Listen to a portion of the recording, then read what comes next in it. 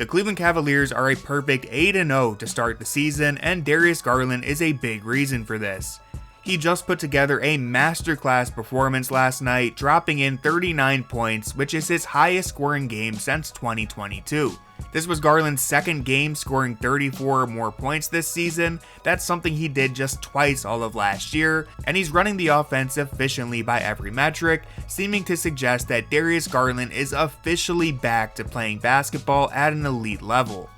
So I wanted to break down the film and discuss what allowed him to go off for such a big night against Milwaukee, and what we can learn from Darius's usage in this game. So here on this opening play, this is one we've seen before from the Cavs, with Garland first getting a down screen, then ghosting a screen at the top, before receiving a flare screen and attacking the basket. This one didn't result in a make, but the point of this action is to get Darius catching the ball with an advantage, as the defense is already in motion, rather than attacking them from a standstill. Here we can see the same opening play working for 2 points in New York.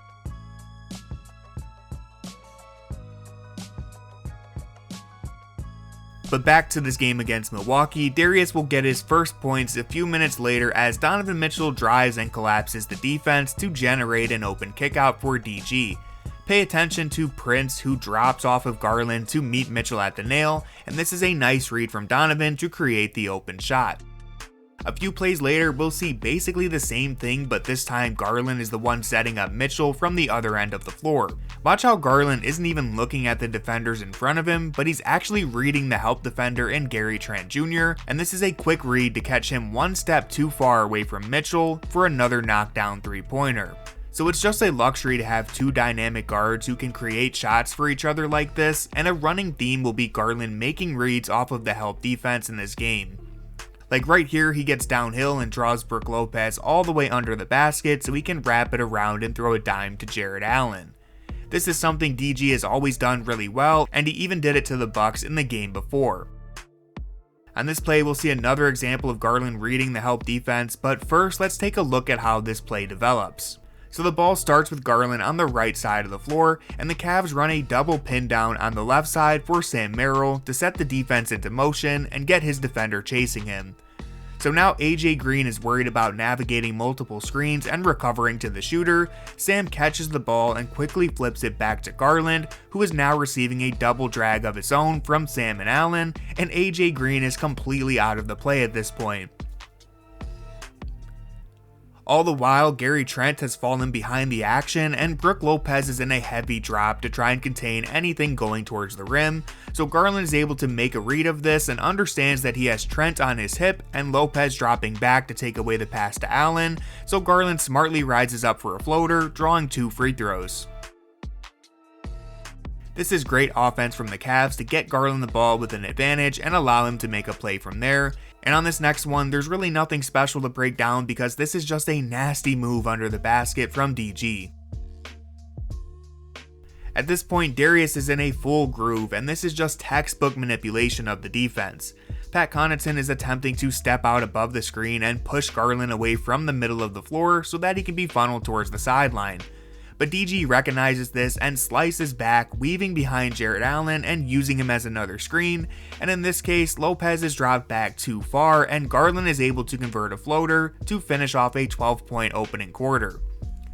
Now in the second quarter, we see Garland once again attacking that drop coverage, and this is something we should be watching for all season because being able to beat the drop is one of the big questions Garland needs to answer. It's an area of the floor he has struggled with in big games, but to start the current season, Garland is in the 88th percentile on floaters, and he's shooting 68% in the paint, which would be a career high by a wide margin. And you might think this is just a fluky hot streak, but Garland was actually trending this direction last season before he broke his jaw and lost 15 pounds and some of his grip strength, so while I don't expect him to stay near 70% in the paint as an undersized guard who doesn't really have any vertical athleticism, I still think the growth in this department is legit. Getting back to this game, knocking down 3-pointers is another way to beat the drop. Garland is shooting threes at 45% right now, and he's attempting them at a career high rate too. So again, these are all checkpoints we've been hoping to see Garland reach for the last few years, and now he's doing it all at once. And we see why punishing the drop is important, because now on this play, Lopez is being forced to step up to the level of the screen so that Garland can't get another three, and that opens a lane for Allen to dive to the rim and catch a lob. Right here we see Garland snaking through the screen and forcing AJ Green to pick up Allen as the roller, because Garland has weaved around to put the pressure on Lopez to step up and take away that floater. So this is still solid defense from the Bucks, but Gary Trent gets caught reaching, and so Connaughton has to pick up Niang on the kickout, and this is a great cut from Okoro to attract two Bucks defenders and clear the corner for Garland to relocate and knock down the triple. I know this video is focused on Darius, but the Cavs as a whole have been playing great offense, and this cut from Okoro is what makes everything work, because Trent is looking for him rather than peeling to the corner and contesting Garland's shot.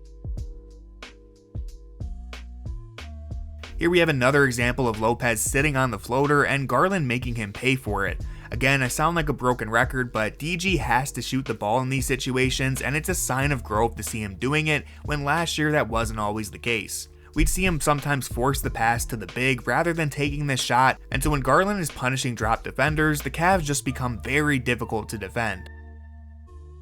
Right here, the Cavs disguise this action like it's a pin down for Okoro, but Ice actually curls back around and sets the screen for Garland, and this completely fools Lillard, who is too worried about staying connected to Okoro to realize Prince is being screened out of the play for another open triple from DG. Again, this is just really smart, quick hitting action from the Cavs, and Garland is on fire at this point.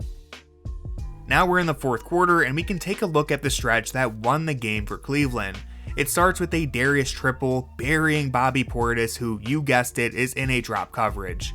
The Cavs would go a few minutes from here without scoring, but when they finally do, it's because Portis is now back up playing at the level of the screen to avoid giving up a three-pointer like he did a few possessions ago. So Garland recognizes this and drops a quick pocket pass to Mobley, who converts a wild, acrobatic end-one finish to creep even closer to Milwaukee's lead.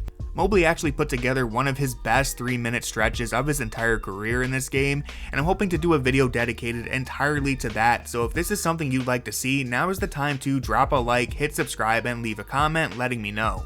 But getting back to crunch time, DG converts a layup in transition to tie the game, but check the subtle ball fake to get Lopez backing off so he can lay this in uncontested.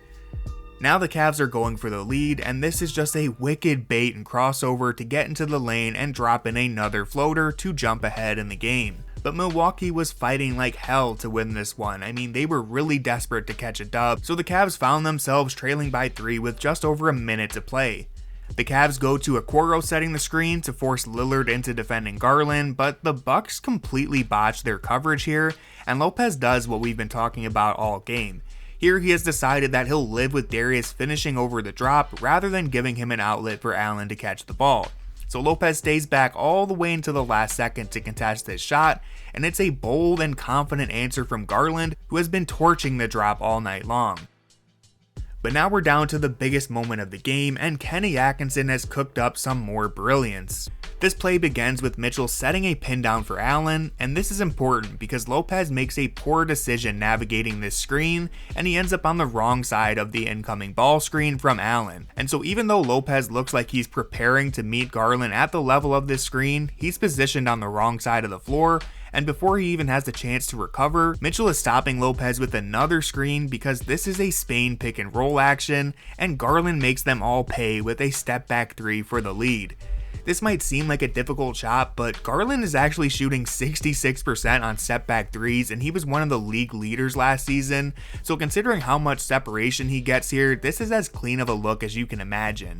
But even still, the Cavs aren't quite done yet because the Bucks are within striking distance and they need one more bucket to protect their lead and feel comfortable. So this time we see Lopez position himself at the level of the screen to avoid giving Garland another attack, and just as he's done all night long, Garland reads the defense and drops a beautiful pass to Allen for the dagger. This last play is the culmination of everything we've talked about, with DG forcing his opponent to adjust and then breaking their hearts by making the right play anyways. And so this was a masterful performance from start to finish, and it's one of the best games he's ever played. And while I know there's a lot of season left to play and we don't want to get carried ahead of ourselves, I think we can safely say that the old Darius Garland is back and maybe better than ever.